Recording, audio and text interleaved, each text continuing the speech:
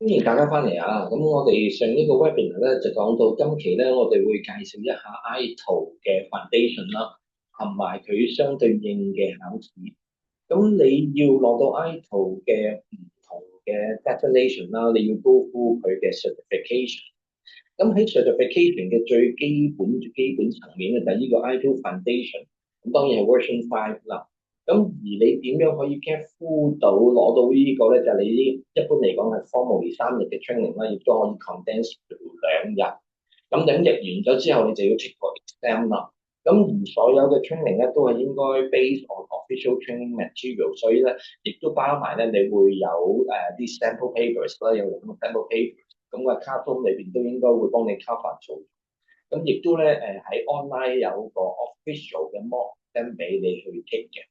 如果你已經裝咗 People Cert 係個 People Cert 嘅 member 咧，亦都咧會有個叫 Take Two 嘅 arrangement 需要加錢嘅。如果你 take 個 exam fail 咗咧，你可以再 re-attempt 嘅。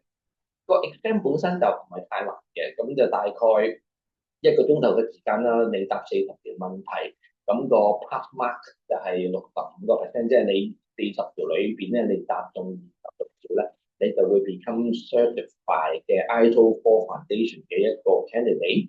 咁之後你就可以揀我哋上一期講過，你有3個 track，managing professional 啦、strategist 啦，同埋 practitioner 啦，3個 track 咧，你繼續去 follow。咁今日餘下嘅時間咧，我就會開始講一講咧 ITO Core Foundation 裏邊，sorry 應該講 ITO 5 Foundation 裏邊咧，你會 pick up 到學到嘅乜嘢內容。咁其實由 ITO 4開始咧，已經係講緊 digital 嘅 product，所以佢一開始咧係 ITO 5嘅 foundation 咧，當大家咧再去睇一睇咧，其實而家嘅轉變由 physical 變 digitalization 啦。然之後咧，我哋講 digital transformation 啦，有 digital product 嘅出現，跟住有唔同嘅 service offering。咁越嚟越我哋嘅用嘅 service 咧，譬如你用開嘅 software as a service 啦，而家大部分嘅都係完全係 based on digital technology 啊。咁呢度咧有個 graph 你可以睇到，但係亦都咧見到咧越嚟越多公司咧。佢係將個 access to service 咧係而家佢哋個叫做 value creation 嗰個最 main 嗰個部分。以前咧你可能會有個 hardware 啦，你會有個 physical 嘅device 去拎走啦，但係而家咧應該咧完全冇。咁如果你去睇咧喺 service management，which 係 based on product，咁我哋咧就有一個 idea 咧就係一個 concept 叫做 service offering。而一個 service offering 咧，其實咧佢最少咧都有3個重要嘅部分嘅。咁我哋一陣間咧會講呢3個好重要嘅部分。但係呢度咧想俾到大家知道咧，就係我哋而家用緊嘅 digital service 咧，你係會 base on 一啲 service offering。呢個 service offering 咧，一般嚟講亦都會咧有一張叫做 service level agreement 啦，一個 binding 嘅 contract 啦，去講清楚呢個 service 嘅 requirement 啦，呢個 service 嘅我哋見到唔同嘅 attributes 啦。咁我哋今日晏啲時間咧，亦都會講一講呢個部分。但係每一個 service offering 咧，其實咧係 enable by 唔同嘅一個 product 或者 multiple 嘅 product，呢啲 digital product。咁喺 ITO 嘅角度裏邊咧，呢啲 digital product 咧可以係你自己產生出嚟，你自己 develop create 佢出嚟，或者你用人哋其他公司嘅 digital product。咁而家呢個世代咧已經係去到冇一間公司咧，你會淨係自己做完全呢個產品嘅。你個產品一定亦都或者甚至乎冇產品，你係一個 service 係 based on 其他嘅人嘅 service，其他啲人嘅 product 咁樣咧去 deliver 出嚟。當然咧，呢啲 digital products 咧，佢亦都咧係 based on 一啲唔同嘅 technology resource。咁你見到啦，我哋用 technology resource 啦，你做唔同嘅 configuration 啦，你就會變成到唔同嘅 digital product。一個或者 multiple 嘅 digital product，你將佢 integrate 擺埋一齊，咁就會 enable 到你提供一個 service，一個 digital service 嘅 form of 一個 service offering。咁喺過去嗰10年8年一般嚟講咧，都係咧將嗰個 service offering 咧，我哋咧諗為有3個部分係最好噶啦。第一個部分咧就係你會有個貨物，一個 goods 咧去 transfer 俾你嗰個 consumer。嗱，一個叫 provider，一個叫 consumer 啦，或者一個叫 service provision 嘅 organisation，同埋一個叫 service consumption 嘅 organisation。有機會咧，仲有 transfer of goods。咁你諗翻以前去銀行佢俾個當道你去做 password 嗰啲 authentication 咧，嗰個都係一個 goods 啦。譬如你入去個電話公司，你買個電話，然之後上邊有個4G、5G 嘅 plan，咁佢都會俾咗個電話你，或者俾咗個 laptop 你。咁呢個係 transfer of goods。而 transfer of goods 咧最重要咧就係嗰個 ownership of 嗰件貨物咧係去咗嗰個 consumer 手上嘅。咁而家咧呢個世代咧越嚟越少㗎啦，越嚟越少。但係咧第二個部分咧，我哋咧就叫做 access to resource。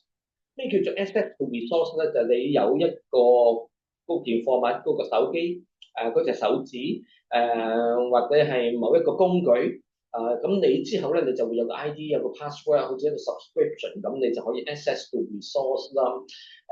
咁如果喺 physical 嘅世界裏邊去諗就我租咗間酒店嘅酒店房裏邊某啲嘢唔係 transfer 俾你嘅喎，可能紙巾個樽水啊 transfer 咗俾你，你有個 ownership。但係譬如我用個電視機，我用張床，我只不過 access to resource，我可以舒服，我可以有個 entertainment 咁樣嘅意思。咁你有咗 ID password，你就可以 access 你嘅檔案啦，access 啲 bandwidth 啦，access 到一啲 video 啦，咁等等 multimedia 嘅 access 都會出咗嚟嘅。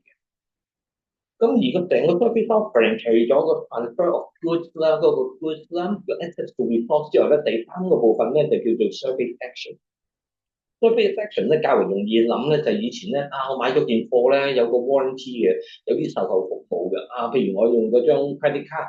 出咗張 credit card，我有 access to resource，我自己啲錢嚟嘅，都係亦都我有 access to resource 喺 service action 嘅部分咧，就係、我突然之間咧想提高我嗰個信用卡嗰個 limit，因為我要 travel 打個電話有個 follow up 佢哋可能 within 個 service level agreement 可以 allow 到我暫時一個短時間咧提高我嗰個 credit limit，咁就係呢個 service action。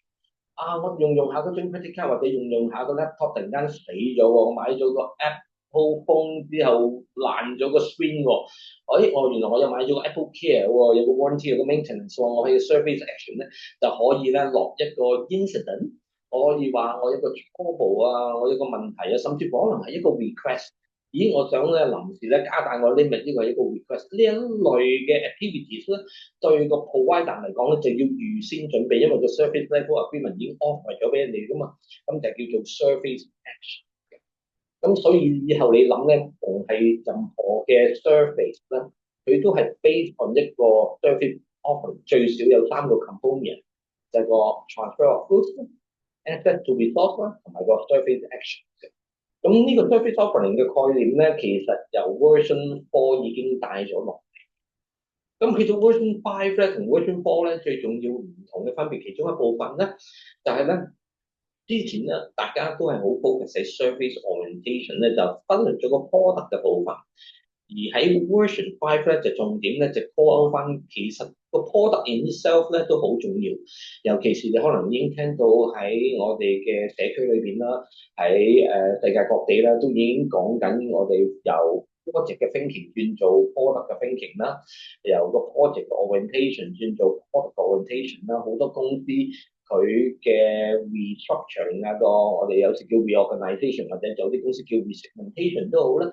嘅意思咧就係我哋而家重組嗰陣咧要用 project 去做 orientation 所以咧 ISO 5咧見到呢一個趨勢之後咧，發現咧 product 都好重要，而 product 我哋做咗出嚟先至會有 service， 而 service 係 based on 一個或者 multiple 嘅 product， 呢兩者之間咧應該咧有好多嘅共同點，咁佢就做咗用一個 unity 嘅角度，我哋 product 同埋 service 咧其實咧走過佢嘅 life cycle 咧，應該係要一樣。咁而呢一個咧，一個新嘅叫做 product and service 嘅 life cycle 嘅 model 咧，就喺 version 5裏邊出咗嚟。咁裏邊咧就將咧成個 life cycle 係生命週期，由有個 idea 開始，從無到有，跟住咧呢一個咧最後咧點樣去交付到價值咧，成個叫做一個 life cycle。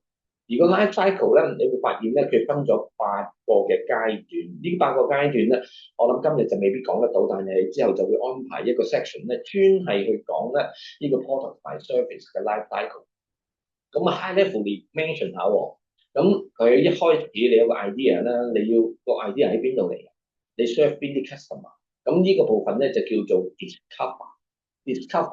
咁 discover 咧你就攞到個 idea 啦，喺呢個 moment 咧其實就好多時咧就係啲thinking 啊，一啲 discovery 嘅工作啊，你可能用 AI 去聽下而家個 market 有啲咩 signal 啊，有啲咩 noise 啊，有啲唔同嘅人或者係 persona 佢哋有一啲特別嘅痛點，由嗰度咧你就諗到，咦我應該做啲咩 service，做啲咩 product 出嚟咧？有咗個概念之後咧，你就 go into 個 life cycle 第2個階段叫設計啦。你設計你就有 conceptual 啊、high level 啊、low level 嘅 design 啦。咁呢個部分亦都係 design thinking 嘅節奏，但係呢個咧就係 discover 就係明白個 problem 嘅話咧，design 咧就 focus 喺個 solution。但係有咗個 solution 嘅概念，呢個 solution 一定需要 resource 啦、people 啦、information 啦、material 啦。如果你 AI 就需要好啲某啲嘅 data 去 build 你嘅 AI module 啊，咁你就要做下一個 stage 就叫做 acquire。喺 acquire 嗰部分咧，喺 service management 咧特別要注意咧，就係冇一間公司真係能夠獨自存在，你會有你嘅 supplier 啦、你嘅 service provider 啦、你嘅 partner。而 acquire 咧應該咧，除咗你去 make sure 你有足夠嘅人力資源、物質、物料、資訊之後咧，仲有你嘅叫做 partner、supplier 咧，去 on board 佢哋啦，去支援到你啦。咁萬事俱備去到 acquire 咧，下一部分咧就可以同個 supplier 或者佢哋，或者係你自己 internal 或者你 outsource，你就會將嗰件你嘅 idea 將佢 build 變成個 solution，變成個 digital product 或者個 digital service，就會出到嚟。咁呢個部分咧就係mainly 就係 development 啦，亦都包咗一啲我哋叫做你可要開始CI/CD 啦、DevOps 啦，令到個 product 係已經係 ready 去 to be released 啦、deploy to the market。咁跟住下一部分咧就係叫做 transition。一般公司你去到咁上下 size 啦，你雖然行 DevOps，但係 development operation 咧，有啲公司咧亦都係仲係分開緊，或者係亦係 transition。你要將咧呢一個初始嘅一個 product，或者係一個 improve 咗嘅一個 product，要將佢擺翻落去你嘅 production 場啦，然之後咧就交俾 operation 去處理佢噶嘛。咁呢個部分咧係下一個 life cycle 嘅 stage 叫做 transition。咁 transition 完成之後咧，我哋啲同事咧喺 operation 嘅位置，咁佢哋咧通常係一啲叫 share service 嘅。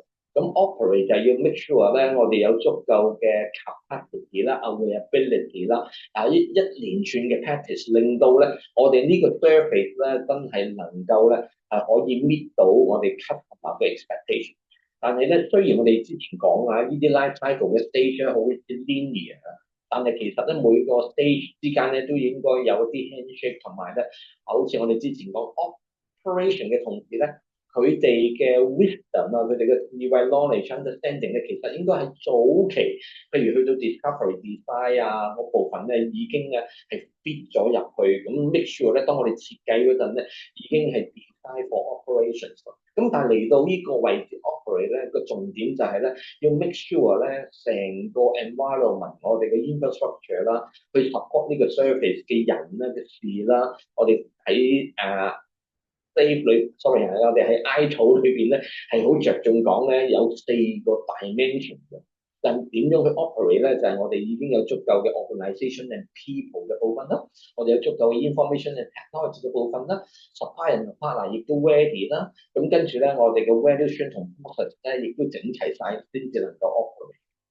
咁 operate 咧就係 make sure 咧我哋喺 back end 啲嘢準備晒去迎接個 customer。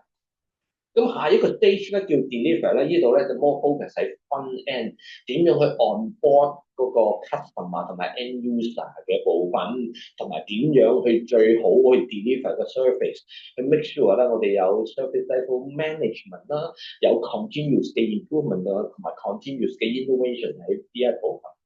而最後嗰個 life cycle 嘅 stage 咧叫做 support。support focus 咧就係咧，我哋之前講每個 service offering 咧，其實都有一個叫 service action，而個 deliver 同埋個 support deliver focus 咧就係、有啲咩新嘅 request 入嚟啊，呢個 support 嘅部分咧就係、會唔會有一啲 incident 嘅發生，會唔會有啲問題我哋會去處理，咁就係用 support 去安排。咁然之後個 product 就一路去成長啦，或者佢用過我哋講個S curve 繼續向前有 continuous innovation、continuous improvement。咁或者呢一個叫做 product and service 嘅 life cycle 咧，我哋喺後邊咧亦都會再詳細啲，每一個 stage 咧 go into 多啲嘅 detail，等大家咧能夠咧深入啲去了解。咁但係今日咧放呢個 life cycle 咧，我就嚟到呢個步。好啦，我哋將嗰個思維咧擴闊一啲啊，我哋去諗下咧而家有個客佢想買個 service。咁佢會點樣諗咧？佢會用啲咩嘅思維模式咧？咁我哋嗰日喺叫做 I 草啦，version 4已經有啦，version 5就更加將佢發揚光大咧。就係咧強調咧，其實一般咧，我哋咧都係諗緊咧呢四大嘅部分，四個 component，就係我用呢個 service 用到攞到啲咩價值。呢個價值亦都好主觀㗎，因人而異，唔同嘅 customer、唔同嘅 consumer 嘅角色，佢 sponsor 嘅 user customer 咧都可以有唔同嘅。咁但係咧，另外呢三個元素咧，就係個 value 喺邊度嚟啊？就係諗下我有啲咩 outcome 攞到啲咩結果，係咪 fix 到我個 problem，meet 到我個 needs 啦？跟住亦都咧會諗下，我用呢個 service，我攞咗啲乜嘢嘅成本出去，叫做擺落去，跟住亦都因為我用咗佢，我移除咗某啲嘅成本。一定係諗兩個方向，我俾幾多錢，同埋我可以慳到幾多錢啊？我俾出幾多，同埋收翻幾多？咁亦都咧，我用一個 service 同埋唔用一個 service 咧，佢亦都會諗下，我減輕咗咩風險？我因為用，亦都承擔咗啲咩風險？係有個 risk 嘅 impose 啦，同埋個 risk remove 啦，有個 cost 嘅 impose 啦，同埋個 cost remove 嘅。一定會係全面去諗嘅。咁呢幾個 element 咧就係必然嘅。咁我就唔 go into details 啦。我之前咪講咧，價值咧係好主觀嘅。咁喺 consumer 嘅世界咧，我哋嘅 consumer 嘅世界其實咧，我哋要知道佢有啲咩角色啦。喺 provider 嘅世界咧，亦都咧有知道唔同嘅角色咧，各自睇嗰個價值咧係唔同。咁我哋遲啲咧就會 go into 呢一個咧角色嘅部分。但係咧 before that 咧，我哋淨係睇 consumer 同埋我哋自己 as 一個 provider。但係除咗我哋 as 一個 provider 嗰陣咧，我哋可能咧都會有一啲叫做 vendor 去幫我哋手。咁呢幅圖咧，我哋之前見嘅一幅圖咧，就係咩咧？就係、是、我嘅 digital service 咧係 based on 一啲我哋 set up 嘅 service offering。如果你唔記得咩叫 service offering 咧，你諗翻咧，你就去茶餐廳咁 A、B、C 餐，我就叫做 C 餐。我金銀銅，我係邊一個 level，我係 premium，可能咧就已經好清晰個 service offering 啲資訊嘅。通常有個 service catalog 咧，去俾你揀嘅。咁但係每一個 service offering 咧，其實就 based on 一系列嘅 digital products 啦。而呢啲 digital products 咧，可能係我哋嘅，可能係個 vendor 提供嘅，亦都咧係可能係我哋 based on 一啲 technology resource 咧自己搭建佢出嚟。咁你見到啦 consumer 咧就會咧入嚟睇下我哋，佢會見到我哋用啲咩 digital product，嗰啲 digital product 我係用邊個 vendor 去幫我標或者係幫我 manage 嘅。咁然之後個 service offering 裏邊咧，個 consumer 咧佢亦都咧就會我用邊一個 level，佢會 negotiate 啦，然之後 accept 咗我就買咗邊一個嘅 level。咁而我哋作為個 provider 咧，我哋就 make 個 offer 啦，亦都要 go into 呢個 negotiation，同埋呢個咧 service level management。如果係 B to C 嘅環境咧，通常咧就係個 provider 一 set 咗就全部世界啲 consumer 都一樣嘅咁樣去用。但係如果你係 B to B 某啲環境下邊咧，其實呢一個嘅 SLA 咧就好多時咧會被兩邊一齊去 co-create 啦，或者 collaborate 嚟咧去修改嘅 overtime 啊，咁啊甚至乎每季改都未定嘅，可以咧有時升有時跌嘅個 service level expectation。咁我哋之前講話咧，service consumer 嘅世界裏邊咧有唔同嘅角色嘅，咁呢三個最基本嘅角色咧就係喺 foundation 咧你需要知道嘅。咁啊，你可以自己靜一靜睇下你分唔分得到呢三個角色。咁我之後咧就會好簡單咁咧就介紹呢三個角色係啲乜。嗱，邊個係 sponsor 咧？就係咧，其實佢就負責俾錢啊，佢叫做咧 make sure 咧個 funding 啦，同埋咧呢一個 service offering 之後間公司係咪可以有啱嘅 return on investment，係答一直問題呢個service offering 係咪值得去做？咁但係呢個 sponsor 咧，佢負責個 funding 就係佢俾錢買啦。咁然之後咧，佢亦都咧通常咧就係會 make sure 咧呢個我俾咗錢咯喎，我用咗呢個 service offering 喎，真係會有個 outcome 啦，有個回收咧，幫到佢或者係佢公司嘅。咁跟住咧，嗰個重點嗰個咧就係邊個用呢個 service 啊？嗰個我哋叫做咧 end user 或者就咁叫 user，呢個咧佢就會負責用嗰個 service。而 customer 就最多人 confuse 嘅，乜嘢叫 customer 咧？我哋點樣 define customer 咧？就係咧呢類人呢個角色嘅人士咧，佢最清晰知道個 problem 係啲乜，佢個需求係啲乜嘢，個 need 就 turn into 個 requirement，個 requirement 就係幫佢 fix 一個 problem 啦，幫佢 complete 一個 job 啦。嗰個 problem to be fixed 啦，個 job to be done 咧，就係其實係嗰個 outcome 嗰個結果。所以咧，end user 咧，佢哋 focus 咧就係、哇呢、個 solution 容唔容易用㗎？呢、個 solution 用嗰陣會唔會有危險觸電瓜我㗎？所以 user 咧，end user 咧，佢哋 focus 咧就已經係好 solution oriented 睇個 solution 啊，咁同埋個 solution 係咪 fit for use？我出個 report 唔使等3個鐘頭係嘛，3分鐘出到啦嘛。我出到個 report，呢啲 report 係咪有protection 啊，data information security privacy 嘅 protection，protect 我 as 一個 user 啲資訊㗎？咁佢就係呢個 perspective，佢個價值觀咧就係呢個 solution 咧用得好唔好，用得快唔快通常係個 quality on 個 performance 啦，個 response time 啦，個速度嘅嗰部分唔會犯錯啲嘢啊。而個 customer 個 focus 咧就唔同啦。佢咧就係 fit for purpose 嘅，佢睇下呢樣嘢係咪真係解決到個問題，出唔出到個 outcome 出。所以咧，我哋作為個 provider 咧，就一定要明白咧呢三類嘅角色。咁我經常咧都用一個analogy 去講解咧，就係咧我入去電話公司買一個電話俾我個仔用，我仔自然就係個 end user 啦。嗱，咁我去買，我就話呢個電話咧要128 Mbps RAM，有幾多嘅解像度，影相要啲乜嘢，但係最重要咧就係個 bandwidth 要夠。我希望我個仔用嚟咧就係做 educational use 嘅 learning 嘅 purpose 嘅。咁我就係個 customer 咁同埋我負責俾錢喎，我買嗰個電話喎，所以我亦都係個 sponsor。所以呢度帶出一樣嘢咧，就係咧。我哋啱啱講嗰啲咧叫角色，叫 role，唔係一個人。一個人咧同一時間可能扮演幾個角色嘅。咁我個仔嘅角色就係 user，咁我又係 customer，又係 sponsor，因為我講清楚個 requirement。咁但係你又會諗到，我同我個仔唔同嘅角色有唔同嘅價值觀。我嘅價值希望呢個電話攞到嘅價值就係咧 learning education。